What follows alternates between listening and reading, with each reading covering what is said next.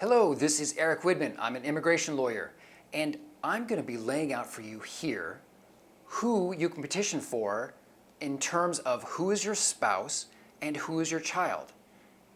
In some ways, it seems like an obvious, easy question, but it's not, due to certain and various nuances we've been facing over the most recent past. So, for example, a spouse, according to U.S. law, includes same-sex couples after the U.S. versus Windsor decision that struck down the Defense of Marriage Act. But it's got to be a legally valid marriage wherever it was celebrated.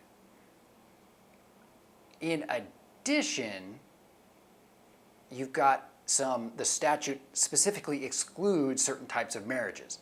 So if you're in a polygamous marriage, you're out of luck. If you have multiple wives or multiple husbands, that is viewed in the U.S. as bigamy, and it's not allowed, and you cannot petition for multiple wives, or you cannot petition for any spouse if you're married to more than one person. That's specifically not allowed in the Immigration Code, the INA. Okay, now who's a child? You have, as we discussed in a different video recently, a cutoff at age 21 according to immigration law, that someone is no longer viewed as a child under the law, but becomes a son or daughter over age 21. So that makes a big difference when the law says you can petition for your child at this point as an immediate relative, which is a faster category. But it gets slower to petition for a son or daughter. So it's important to know, well, who is a child, who's a son or daughter? Also, if you're married and you're 18, you're no longer viewed as a child under immigration law. So you will have been kicked out and you're no longer eligible under the definition of a child. You will have to be a son or daughter because you're married. So stepchildren qualify as a child under INA Section 101, but the parents must have married before the child turned 18. So that's a key condition. Adopted children under 16, keep in mind, who've lived with the parent for 2 years can qualify as a child under the immigration law definition. That makes perfect sense.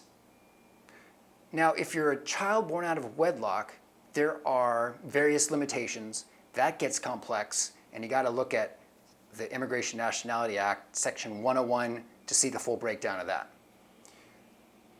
Okay, now who's a parent or a sibling according to immigration law? So a parent refers back to the definition of a child, actually. It's a little bit of a circular connection here in INA 101. So it excludes the natural father of a child if he's disappeared or abandoned or deserted the child. So that can factor in to who's eligible or not. And remember, adoption does convey rights to adoptive parents.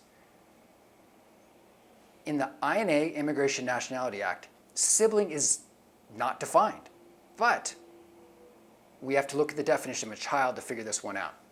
So, according to case law, a petitioner can show who a sibling is if they show that they and the beneficiary, the one they want to petition for, if they had a common parent. So if the category of the law is fulfilled in that instance, you're good, and that person is in fact your sibling. Don't you love immigration law?